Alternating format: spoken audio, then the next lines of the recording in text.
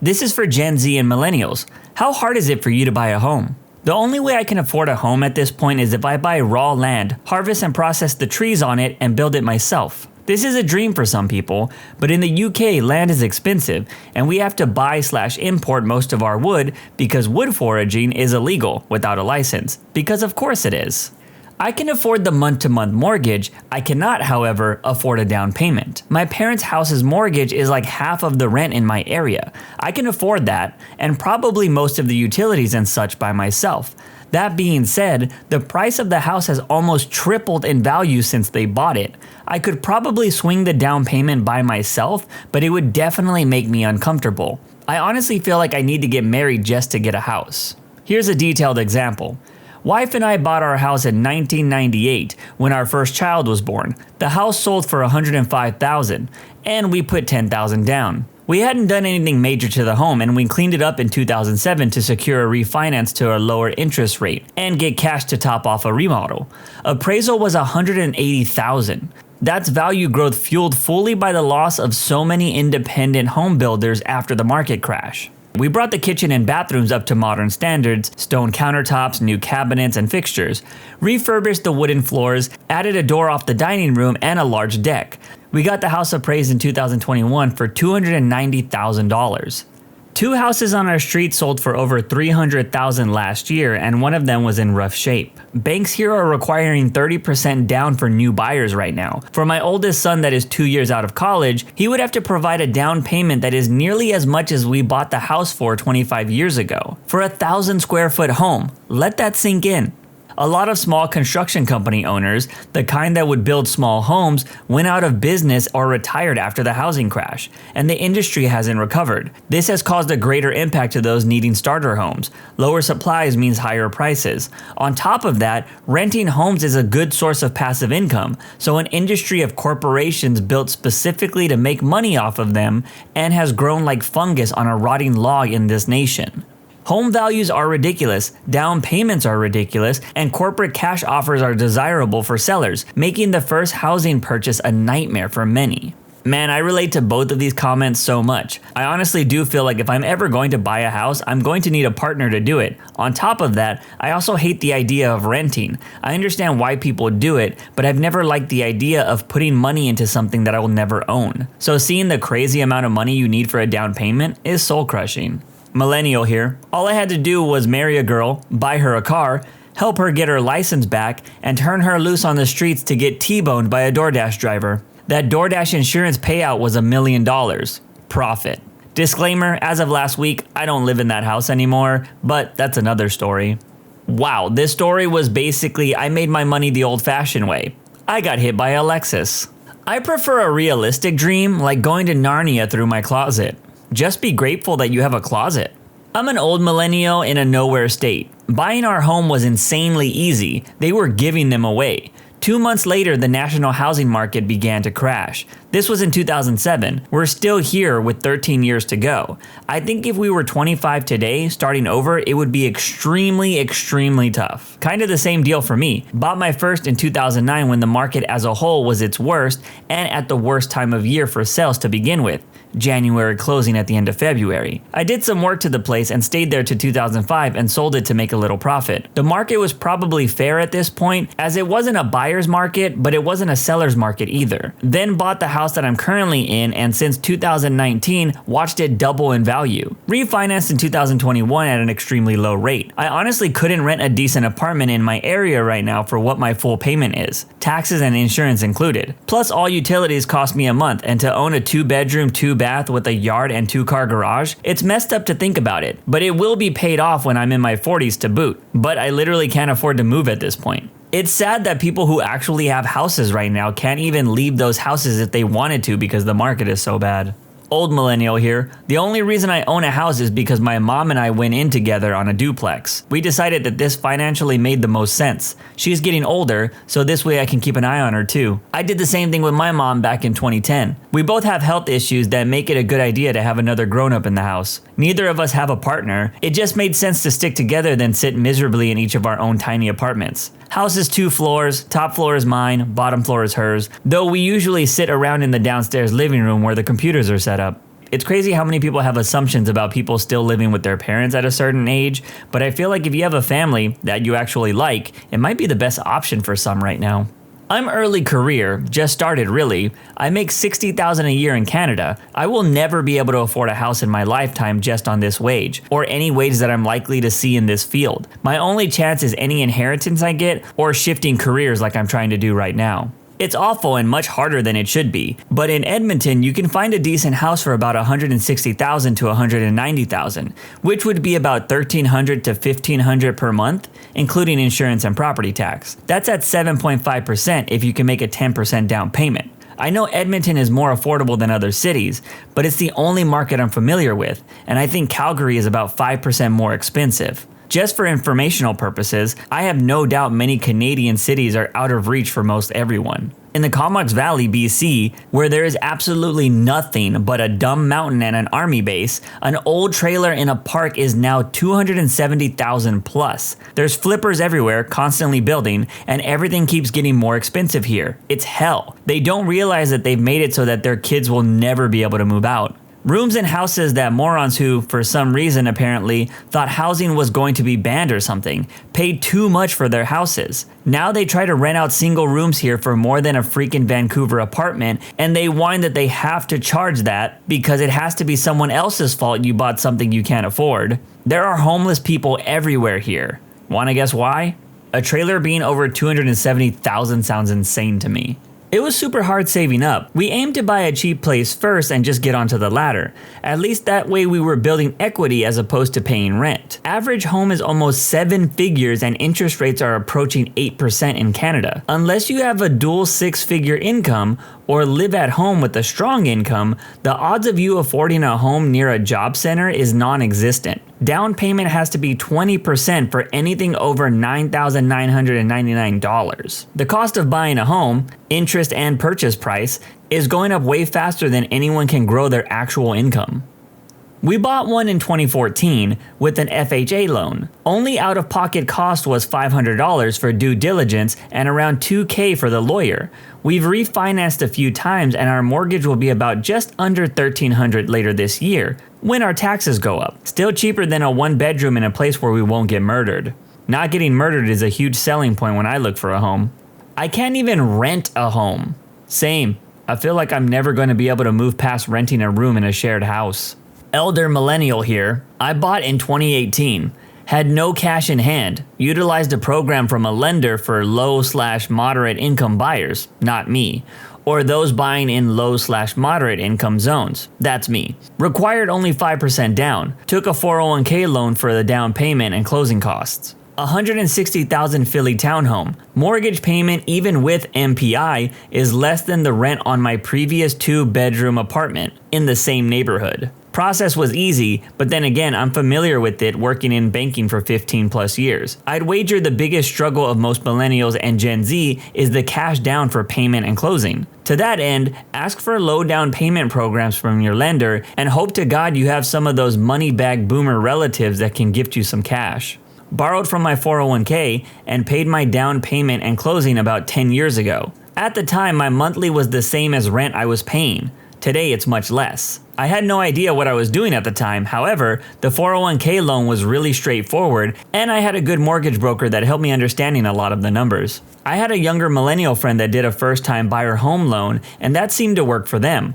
I don't really like the idea of paying mortgage insurance, but they didn't have access to a loan. I got lucky with the market timing and had decent credit, and had good work history. I imagine it's a bit crazier/harder right now for people trying for the first time given the validity over the past few years. We kinda lucked into ours. We applied for a rural development loan through the USDA and qualified for $179,900 with a really good interest rate. We had to wait 6 months for it to process and couldn't find the right home in our budget. Then we stumbled upon a home that checked all of our boxes and was owned by a little old lady that just wanted to get it off her hands. Listed at $180,000, a 4-bedroom, 2.5 bath on a 1/4 acre. Last I checked, it was estimated to be worth $430,000.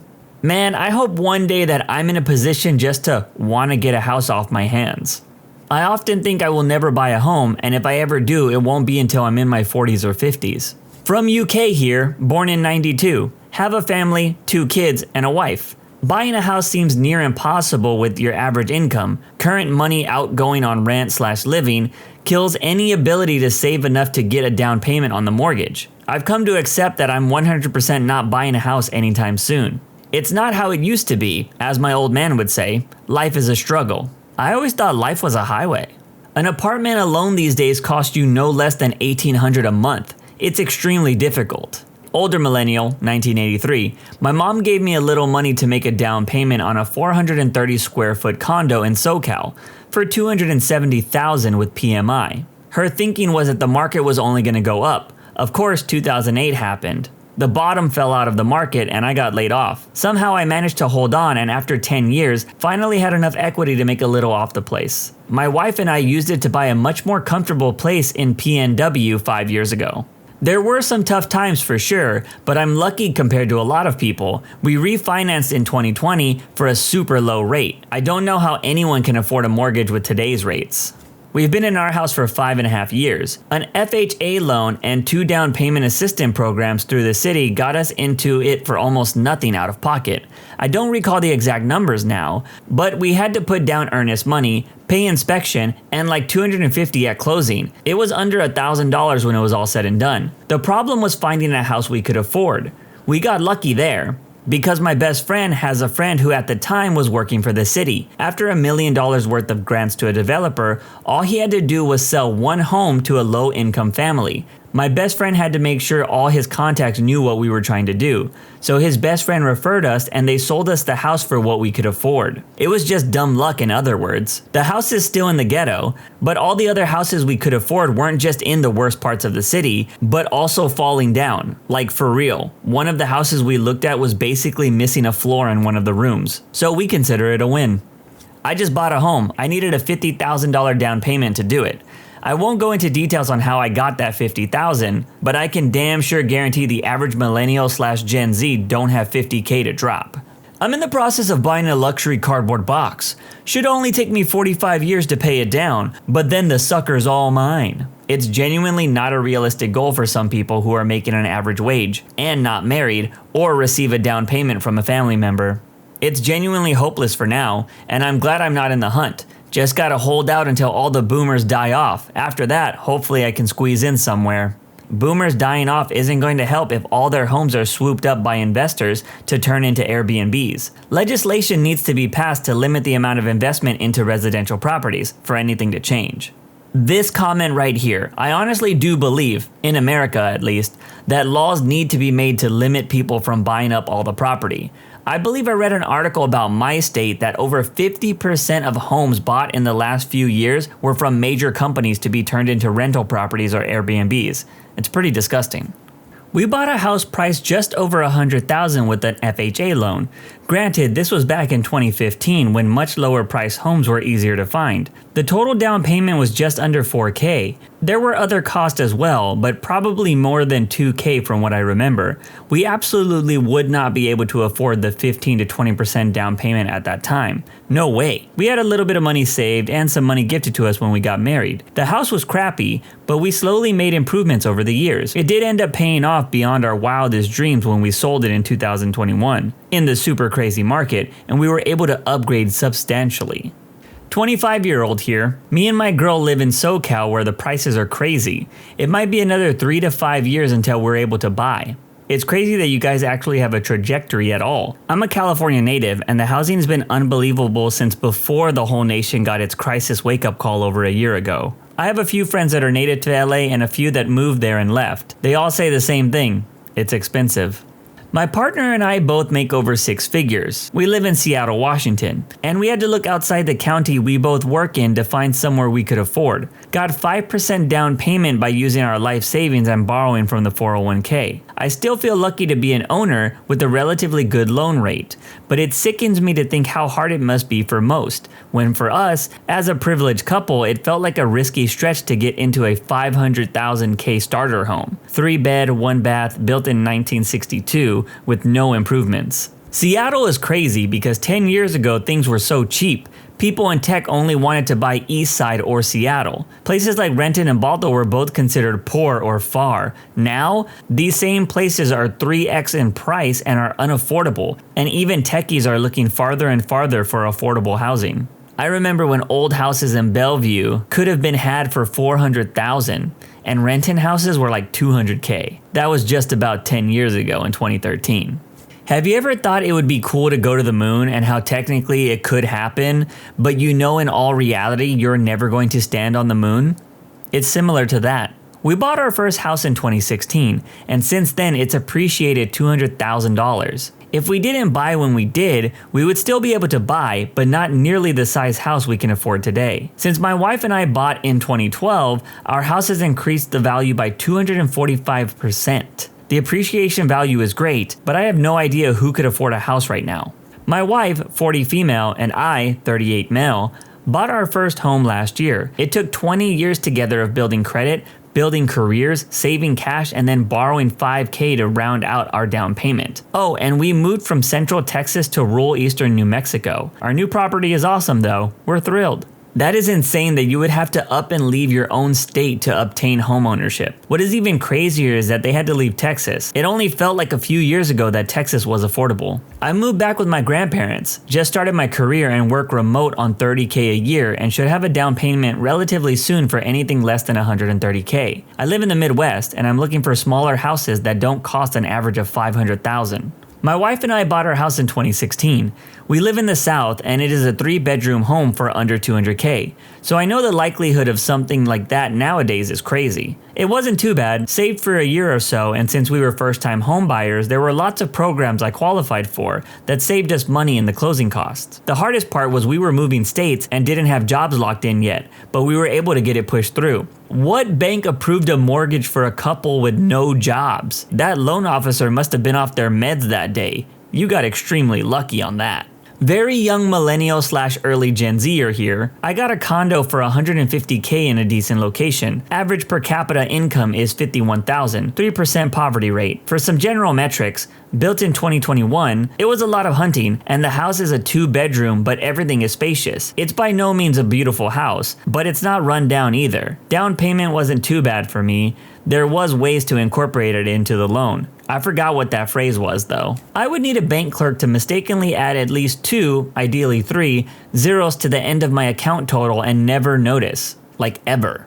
I tried the loan route and it wasn't impossible with what little I had. That's what the bank told me anyways. I had planned on buying a shell of a home from the Amish and building the rest myself on my parents' land, but an opportunity plopped into my lap a year ago. My house was built in the mid-late 1800s and has been abandoned for 8 to 10 years before I got there. The previous tenant was nearly 100 and couldn't make it upstairs anymore and went into assisted living. Her children are in their 70s and didn't feel like doing anything with it, so the town obtained ownership of it. It ended up selling for $20,000, and the taxes last year was like $280 for the house and an acre or so of land. I'm slowly repairing / rebuilding things every couple of months with whatever money I have saved up. I've fixed the plumbing, electrical, roof, and several other issues that have been taken care of since I started. The spring project is the root cellar and rebuilding the cellar door along with some gardening prep. I like my process, but it certainly wouldn't be for everyone. It was full of rodents, ticks, used substances, and looting debris before I got there. Luckily, the bones were in good shape besides a few things I had to replace. 3 or 4 full roll-off dumpster containers later, and it's starting to make the situation not as worse every single day. In popular areas, impossible. In the Midwest, it's not that bad. I can get a decent starter home in a decent city pretty cheap here. The only problem is, it's the Midwest. My wife and I may be able to afford a mortgage on the cheapest home we could find, but we have about $400 to $500 between the both of us right now and definitely don't have enough to make a down payment. We live paycheck to paycheck. Average houses where I live go for around $200K, so it's not completely unobtainable. I gave up on the idea of homeownership like 10 years ago. I bought a house a little over a year ago. I'm a 38-year-old millennial. My credit score was on the high side of average or the low side of good, 700-ish, which is a whole thing to get on its own, but I was lucky in a lot of ways. I was shopping for homes in the 100K range because I'm a cheapskate, but there wasn't any good ones anywhere I wanted to live, which included a lot of places, some of which were quite far apart. So I gave up and started looking for places to rent. Turns out places to rent are awfully expensive too, so I went back to the housing market with a higher budget. Found a nice nice 1920s craftsman style home that was on the market for about $165,000. Real estate agent told me to offer $10K above because the market is crazy, but I offered $5K over instead. Offer accepted, had them do the inspections, and the owners were super helpful in fixing the things the inspector cited. Went to the bank and they were real helpful until they weren't. They wouldn't accept my pay card from my work for down payment money because they just didn't vibe with that company. They wouldn't accept Credit Karma cards that I had my tax returns on. They wouldn't accept cash because maybe I was a bad evil drug dealer. My father is a family practice physician and he was able to front the money and I just ended up paying him, which I recognize to be a privilege hardly anyone has. Huge obstacle. Be forewarned, you might want to put your money in a nice boring bank well before you start buying, or the banks will invent some obstacles for you. That's it for this video. When you subscribe, make sure to hit the bell to turn on notifications. Put the playlist on in the background to finish listening to all the stories. And if you like Am I the Genius, give Am I the Jerk a shot. It's linked in the description too. Either way, thanks a lot for watching and we'll see you guys next time.